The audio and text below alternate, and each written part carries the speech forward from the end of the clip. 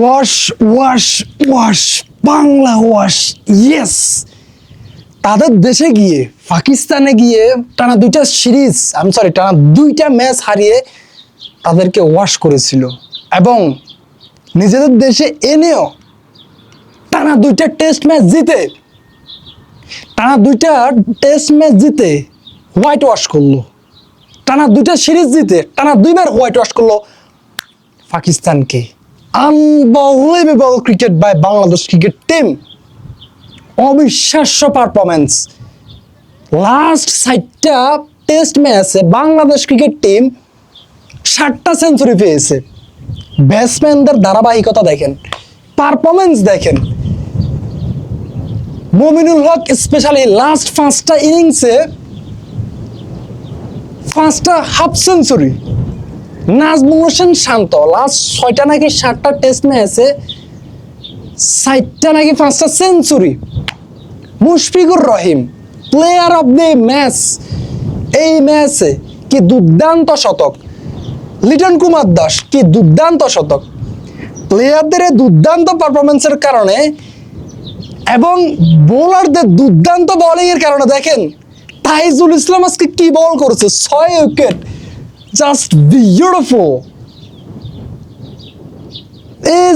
এই সিরিজে নাহিদ রানা, তাসকিন আহমদ, মেহেদী হাসান মিরাজ, তারা সবাই দুর্দান্ত বোলিং করেছে। 5 উইকেট, 3 উইকেট, 4 উইকেট, 6 উইকেট পেয়েছে। এই বোলারদের এই বোলিং এর কারণে, এই ব্যাটারদের এই ব্যাটিং এর কারণে বাংলাদেশ আজকে পাকিস্তানকে তো হারিয়েছে, এবং এটা সহ টানা দ্বিতীয়বার হোয়াইট ওয়াশ করলো, বাংলা ওয়াশ করলো। এবং কি আপনি জানেন বাংলাদেশ এখন টেস্ট র্যাঙ্কিং এ 5 নম্বরে চলে এসেছে।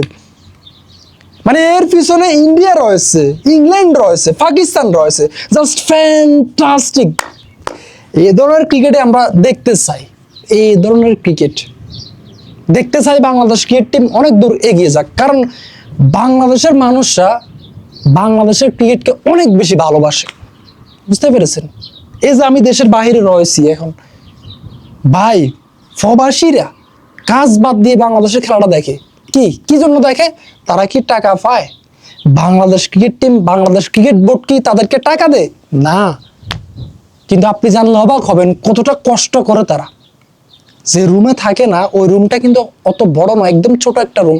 যে কাজগুলো করে না, ওগুলো অনেক কষ্টকর। কিন্তু দিন শেষে যখন দেখে বাংলাদেশ ভালো কিছু করেছে, তখন তারা অনেক খুশি হয়।